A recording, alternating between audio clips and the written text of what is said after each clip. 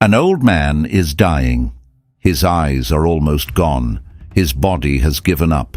But his mind is sharp, and he knows exactly what he's about to do. His grandson kneels on his right side, the firstborn, the one who should receive the greater blessing. His younger grandson kneels on the left. The old man reaches out both hands, and then, deliberately, he crosses them. His right hand lands on the younger boy's head, his left hand on the elder. His son sees this and panics. "Not so, my father. You've got it wrong. This one is the firstborn. Move your right hand." But the old man refuses. "I know, my son. I know exactly what I'm doing." That old man was Jacob. The grandsons were Ephraim and Manasseh. And what happened in that room didn't just change a family. It erased a tribe from the map of Israel and replaced it with two. If you've ever looked at the list of the 12 tribes and wondered why Joseph's name isn't there, this moment is the reason. But the full answer goes much deeper than a pair of crossed hands. It starts decades earlier with a teenage boy, a coat, and a pit in the desert. To understand what Jacob did on his deathbed, you first need to understand why he did it. And that means going back to the beginning of Joseph's life. Before he was the most powerful man in Egypt, before he interpreted Pharaoh's dreams, before any of that, Joseph was a shepherd, 17 years old, tending flocks with his brothers in the hills of Canaan. But Joseph wasn't like his brothers, and everybody knew it. Jacob had 12 sons from 4 different women. Leah, his first wife, gave him 6. Reuben, Simeon, Levi, Judah, Issachar, and Zebulun. The servants Bilhah and Zilpah gave him 4 more. Dan, Naphtali, Gad, and Asher. But the 2 sons Jacob cared about most came from Rachel, the woman he'd loved since the moment he saw her, the woman he worked 14 years to marry. Rachel gave him Joseph, and later Benjamin. Joseph was the firstborn of the wife Jacob actually chose. That distinction mattered more than anything in that family, and Jacob made sure everyone knew it. He made Joseph a robe, not just any robe. Genesis chapter 37 describes it as richly ornamented, a garment fit for royalty. Some translations call it a coat of many colors. Whatever it looked like, the message was impossible to miss. Jacob was choosing Joseph as his true heir, skipping right past Reuben, his actual firstborn. His brothers saw that coat every single day, and they hated Joseph for it. But the coat was just the beginning, because then came the dreams. Joseph dreamed that he and his brothers were binding sheaves of wheat in a field. His sheaf stood upright, and all of theirs bowed down to it. He told them about it. Then he had another dream. The sun, the moon, and 11 stars all bowed before him. He told them about that one too. Now think about this from the brother's perspective. Your father already treats this kid like he's better than you. He already wears the coat that says, "I'm the chosen one." And now he's standing there telling you that one day you'll literally bow at his feet. They didn't just resent him. They wanted him dead. One day, Jacob sent Joseph out to check on his brothers in the fields. When they saw him coming in the distance wearing that coat, they made a decision. They grabbed him, stripped the robe off his back, and threw him into an empty cistern in the desert. They sat down to eat while their brother screamed from the pit below. Then a caravan of Ishmaelite traders passed by, headed for Egypt, and Judah, in what might be the coldest negotiation in the Bible, suggested they sell Joseph instead of killing him.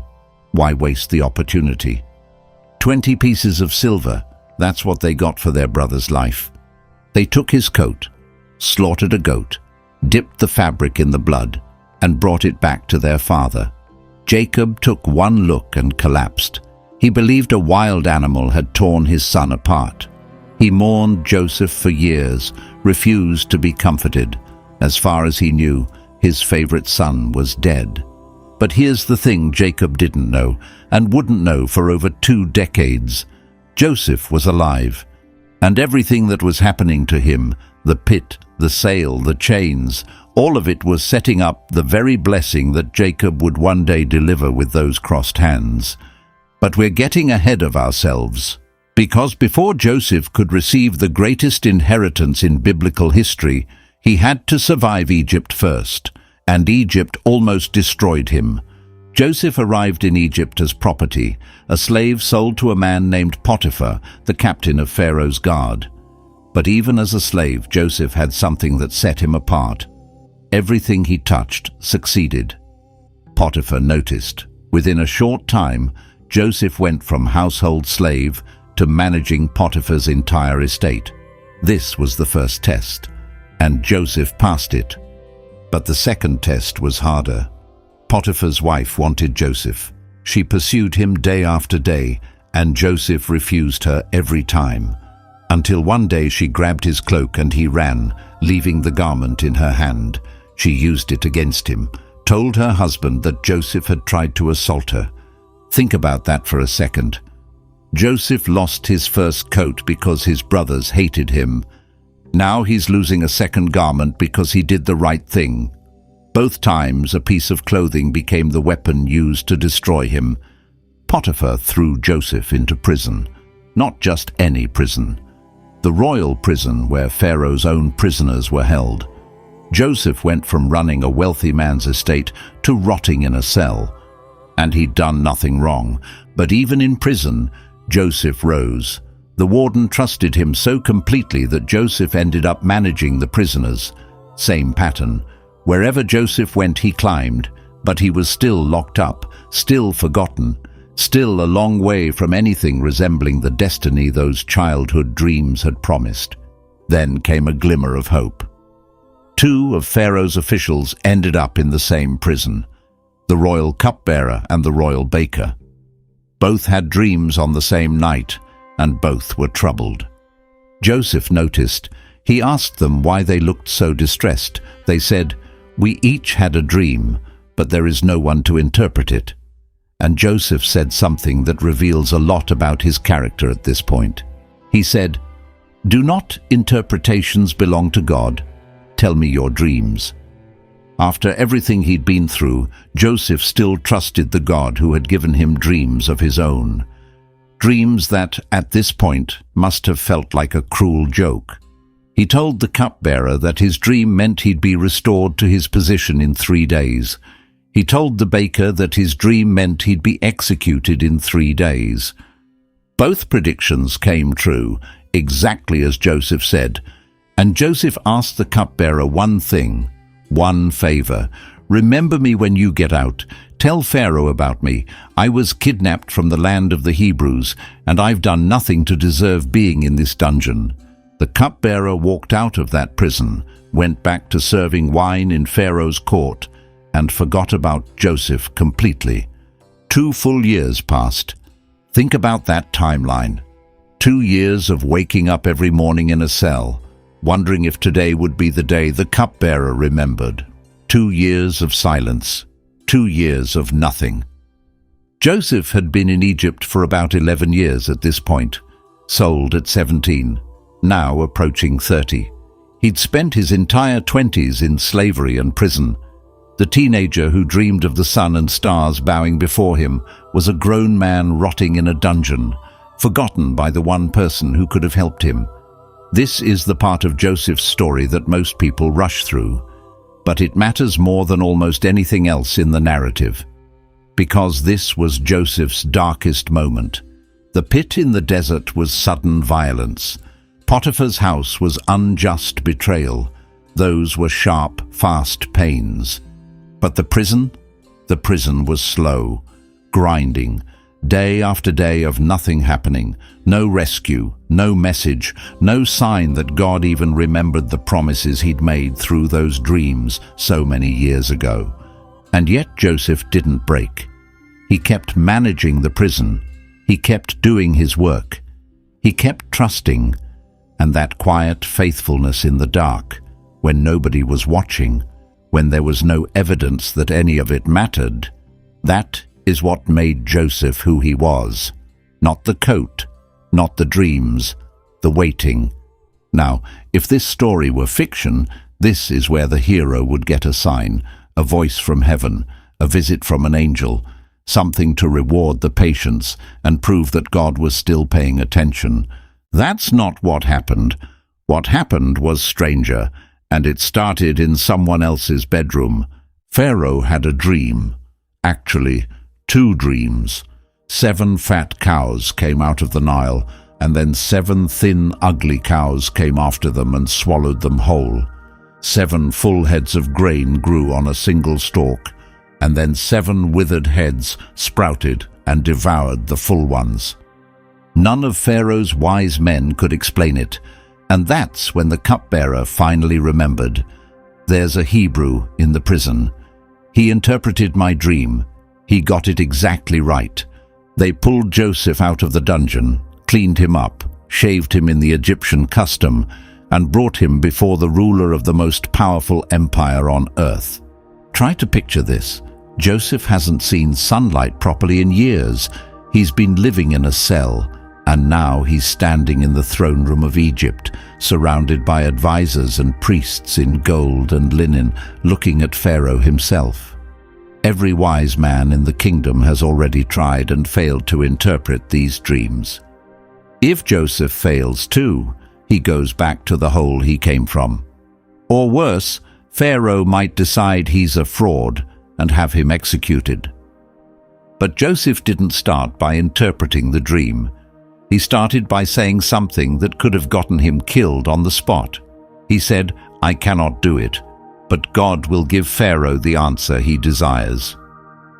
In the court of Pharaoh, where the ruler was considered divine, a foreign prisoner just told the God King that his power came from someone else's God. That took either reckless courage or absolute faith, and in Joseph's case it was both. Everything came down to this moment. Joseph looked at Pharaoh and told him the truth. The dreams mean the same thing. 7 years of abundance are coming to Egypt, but after them, 7 years of famine so severe that nobody will even remember the good years. And then Joseph did something no one expected. He didn't just interpret the dream. He gave Pharaoh a plan. Appoint someone to oversee the collection of grain during the 7 good years. Store it. Build reserves, so when the famine hits, Egypt survives.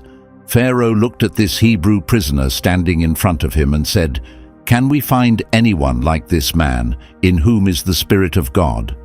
And just like that, Joseph went from prisoner to vizier, second in command over all of Egypt. He was 30 years old. 13 years after his brothers sold him for 20 pieces of silver, Joseph was wearing Pharaoh's signet ring, riding in Pharaoh's second chariot, and every person in Egypt bowed when he passed. The dreams had come true, but not the way anyone expected. Joseph managed the 7 years of plenty. He stored so much grain that they stopped counting it. And when the famine struck, it didn't just hit Egypt. It devastated the entire region. Canaan, Syria, the whole eastern Mediterranean. People came from everywhere to buy grain from Egypt, from Joseph. And among those people, walking through the gates of an Egyptian city, were 10 brothers who had no idea that the man controlling the food supply was the same boy they'd thrown into a pit. Joseph recognized them immediately. They didn't recognize him. How could they? He was dressed in Egyptian linen, wearing gold chains, speaking the Egyptian language through an interpreter. He'd been gone for over 20 years. They were looking at the second most powerful man in the known world. The last time they saw Joseph, he was a 17-year-old screaming from the bottom of a cistern. But Joseph recognized them, every single face. And instead of revealing himself, he decided to test them. He needed to know if they were the same men who had sold him, or if they'd changed. He accused them of being spies. They protested, told him they were honest men, 10 brothers from Canaan, sons of one father. They mentioned that one brother was at home with their father, and another one was no more. No more. That's how they referred to Joseph while standing right in front of him, He imprisoned Simeon as collateral and demanded they bring their youngest brother, Benjamin, the only other son of Rachel, to Egypt. Then he sent the rest home with grain, secretly placing their money back in their sacks to make them afraid. When their father heard they needed to bring Benjamin, he refused. He said, "Joseph is gone, Simeon is gone. Now you want to take Benjamin? Everything is against me." Eventually the famine forced his hand. They returned to Egypt with Benjamin. Joseph saw his youngest brother, the only one who shared his mother, and had to leave the room because he started weeping. He washed his face, came back, and hosted them for a meal, but he wasn't done testing. He planted a silver cup in Benjamin's sack. When the brothers tried to leave, Joseph's steward chased them down and accused Benjamin of theft. The punishment? Benjamin would become Joseph's slave forever. This was the real test. Would they abandon Benjamin the way they'd abandoned Joseph? Would they save themselves and let another of Rachel's sons disappear? And that's when Judah stepped forward. The same Judah who had suggested selling Joseph all those years ago. He gave one of the longest speeches in Genesis. He told Joseph the whole story, how their father loved Benjamin more than any of them, how losing Benjamin would literally kill their father. And then Judah said something that must have shattered Joseph's composure. "Let me stay as your slave instead of the boy. Let him go back, because I cannot watch my father die of grief." The same brother who sold Joseph for 20 pieces of silver was now offering to become a slave to save his father from losing another son. Joseph broke. He couldn't hold it together anymore. He ordered every Egyptian servant out of the room, all of them. He needed to be alone with his brothers for what came next. And then he wept. Genesis says he wept so loudly that the Egyptians in the next room could hear him. The Pharaoh's household heard him. This man, who had held himself together through slavery, through prison, through years of pretending not to recognize his own brothers, finally shattered. And through the tears, he said 3 words in Hebrew, not Egyptian. Hebrew, the language of his childhood, the language he hadn't spoken to his family in over 20 years. "I am Joseph." Then a question, barely a whisper. "Is my father still alive?" His brothers couldn't answer. The text says they were terrified. And of course they were. The brother they'd sold into slavery was now the most powerful man in Egypt after Pharaoh. He could have them all killed with a single word. He could enslave their families the way they'd enslaved him. Every wrong they'd done to Joseph was now within his power to repay tenfold. But Joseph didn't want revenge. He told them to come closer. They came, and he said something that only a man who had spent decades in the furnace of suffering could say with honesty. "Do not be distressed, and do not be angry with yourselves for selling me here, because it was to save lives that God sent me ahead of you." He wasn't minimizing what they did. He was reframing it. He was saying that God had taken their worst act and turned it into the mechanism of salvation for an entire region. The pit, the chains, the prison, all of it had been preparation. God was working the whole time, even when it looked like silence. Joseph kissed each of his brothers. He wept on Benjamin's neck, and Benjamin wept on his. And then, finally, his brothers talked with him. For the first time in over 2 decades, the sons of Israel were all in the same room again. Jacob, still alive in Canaan, received the news. At first he didn't believe it. His heart went numb, Genesis says. After mourning Joseph for over 20 years, after believing his son had been torn apart by animals, after refusing comfort from anyone who tried, the old man simply couldn't process the words. But then they told him everything Joseph had said. They showed him the carts Joseph had sent from Egypt, loaded with provisions. And slowly, like a fire coming back to life, Jacob believed. "I'm convinced," he said. "My son Joseph is still alive. I will go and see him before I die." The journey from Canaan to Egypt took weeks. Jacob was old. The travel was hard. But when they finally reached the land of Goshen, Joseph rode out to meet his father in a chariot. He threw his arms around the old man's neck and wept. He wept for a long time. He couldn't stop. And Jacob said to Joseph, "Now I am ready to die, since I have seen for myself that you are still alive." 22 years.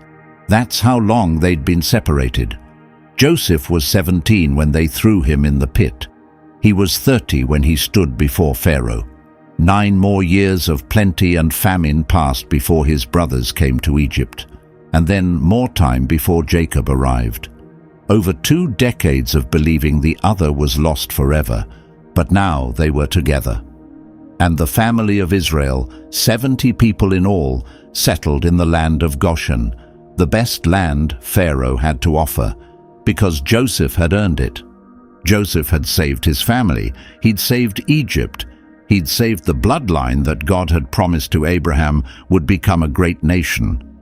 And he'd done it all after being betrayed, enslaved, falsely accused, imprisoned and forgotten. But the biggest reward was still coming. And it wasn't for Joseph himself. It was for his sons. This brings us back to where we started. The deathbed, the crossed hands, the moment that explains everything. Years passed in Egypt. Jacob grew old. His eyesight faded. He knew he was dying. So Joseph brought his 2 sons, Ephraim and Manasseh, to his father's bedside. Now, in the ancient Near East, a patriarch's final blessing wasn't just sentimental words. It was prophetic. It carried the weight of a covenant. Whatever Jacob spoke over these boys would shape the destiny of their descendants for centuries. Joseph expected a blessing. What he got was an adoption. Jacob looked at his 2 grandsons and said something that rewrote the structure of Israel forever. Genesis 48, verse 5.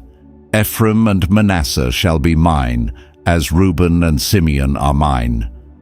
Think about what that means.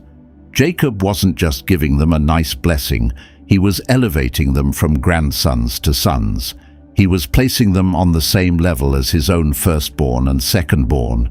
He was saying, in effect, that Joseph's 2 sons would each become heads of their own tribes, not sub-tribes, not secondary branches, full tribes of Israel, equal in standing to Judah, to Benjamin, to all the rest. In one sentence, Jacob split Joseph into 2, and this is the first layer of the answer. Joseph doesn't have a tribe because his blessing was too big for one. In ancient Israelite inheritance law, the firstborn received a double portion, 2 shares instead of 1. By turning Joseph's 2 sons into 2 independent tribes, Jacob was giving Joseph, the firstborn's, double portion.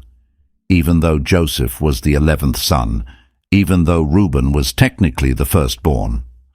1 Chronicles chapter 5 actually says this directly.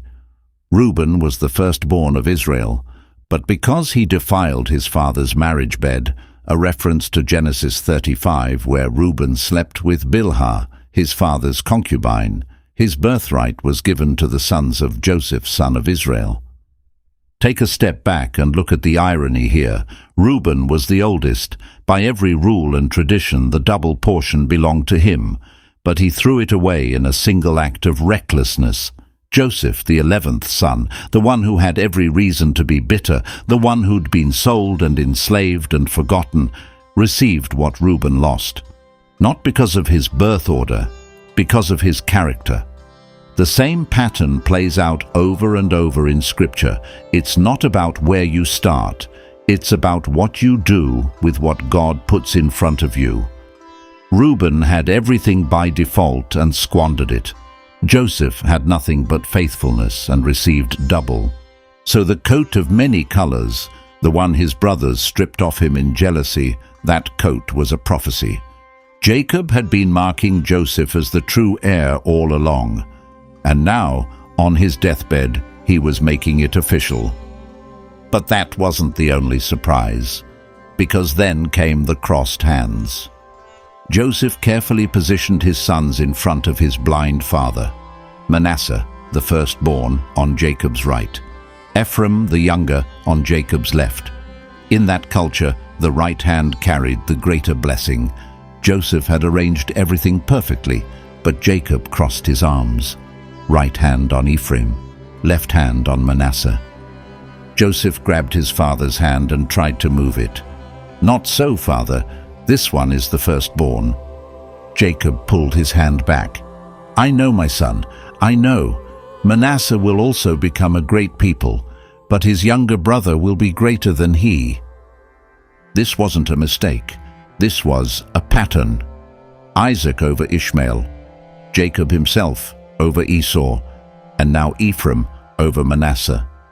Throughout Genesis, God consistently chose the younger over the elder, the overlooked over the expected, the unlikely over the obvious.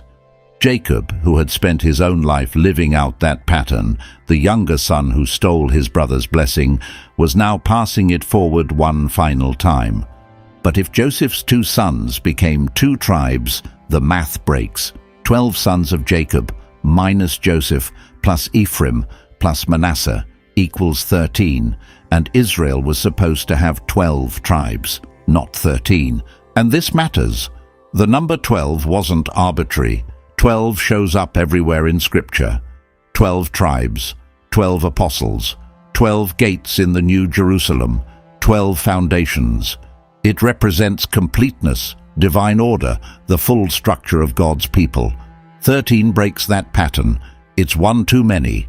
It's asymmetrical. It's wrong. So Jacob created a problem. He gave Joseph the double portion, which was the right thing to do. But in doing so, he threw off the sacred number. How do you honor one son with two tribes without destroying the structure God intended? This is where the tribe of Levi enters the story.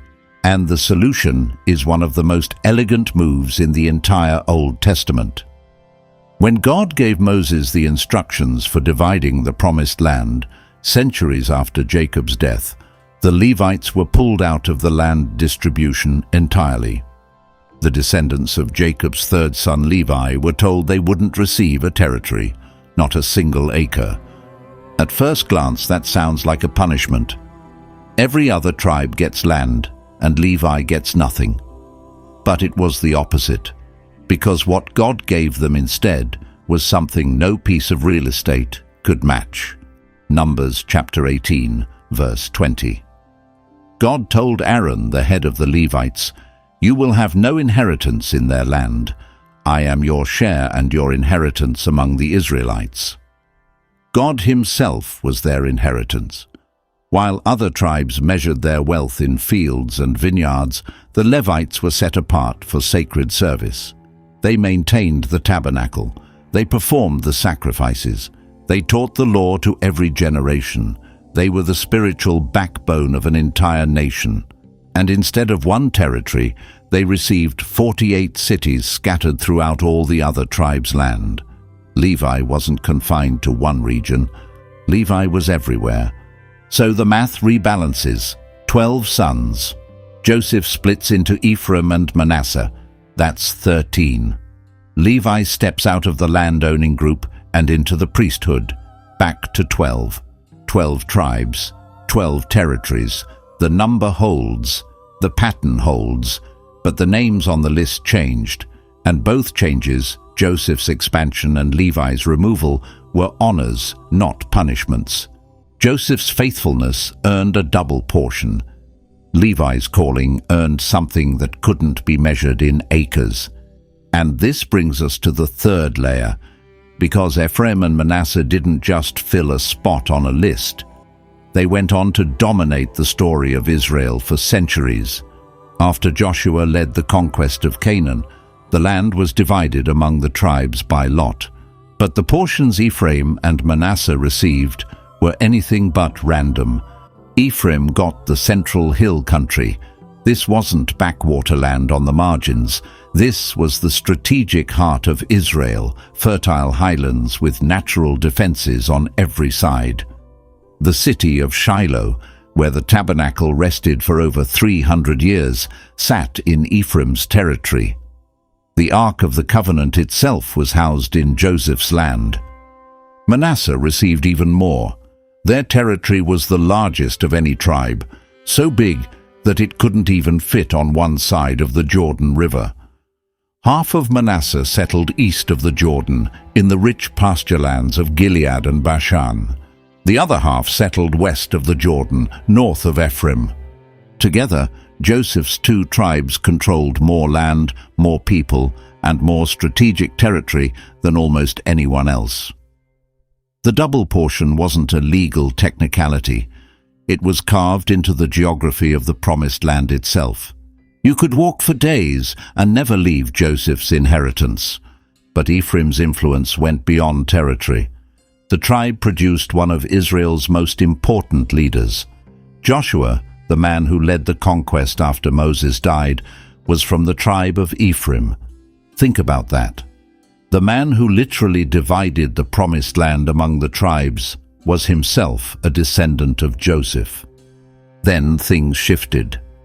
After King Solomon died, his son Rehoboam made a catastrophic decision. He told the northern tribes he'd tax them even harder than Solomon had. The north refused. They split away and formed their own kingdom under a man named Jeroboam. Jeroboam was from the tribe of Ephraim, so now Israel was divided. Two kingdoms, Judah in the south, with Jerusalem and the temple, and the northern kingdom, 10 tribes strong, with its capital eventually in Samaria. And this northern kingdom became so dominated by Ephraim that the prophet started calling the entire kingdom Ephraim. The prophet Hosea is the clearest example. Hosea was writing during the final decades of the northern kingdom, and his book mentions Ephraim over 35 times. When he talks about Israel's idolatry, he says Ephraim. When he describes God's heartbreak over his unfaithful people, he says Ephraim. In one of the most emotional passages in the Old Testament, God says through Hosea, "How can I give you up, Ephraim? How can I hand you over, Israel?" Joseph's grandson's name had become synonymous with an entire nation, but that nation was headed for disaster. In 722 BC, the Assyrian Empire under Shalmaneser and then Sargon II conquered the northern kingdom, and the Assyrians didn't wage war the way other empires did. They didn't just defeat you and demand tribute, they erased you. Their strategy was systematic erasure. Deport the entire population, scatter them across the empire, bring in foreigners to replace them. Within a generation, the conquered nation doesn't exist anymore. Its language fades, its customs dissolve, its children grow up speaking Aramaic, worshipping Assyrian gods, with no memory of who their grandparents were. That's what happened to Ephraim. That's what happened to Manasseh. Families who had lived in the central hill country for 500 years, descendants of the boy who dreamed of stars bowing before him, were marched out of their homes and resettled in cities they'd never heard of, hundreds of miles from the land God had promised them. The 10 northern tribes, including both Ephraim and the western half of Manasseh, were scattered across the Assyrian Empire. Over generations, they intermarried. They stopped teaching their children Hebrew. They stopped keeping the Sabbath. They forgot the songs of Zion, and slowly, name by name, family by family, they disappeared from the historical record. Historians call them the 10 lost tribes of Israel. Entire books have been written trying to trace where they went. But the Bible doesn't consider them lost, because God has a longer memory than any empire. More than a century after the Assyrian exile, during the Babylonian captivity, the prophet Ezekiel received a vision from God. By this point, the southern kingdom of Judah had also fallen. Jerusalem was destroyed. The temple was in ruins. The surviving Israelites were captives in Babylon. Everything seemed lost. But God told Ezekiel to do something strange. Take 2 sticks, write Judah on one, write Joseph on the other, then hold them together in your hand as one stick. The people watching asked what this meant, and God answered through Ezekiel, I am going to take the stick of Joseph, which is in Ephraim's hand, and the Israelite tribes associated with him, and join it to Judah's stick. I will make them a single stick of wood, and they will become one in my hand.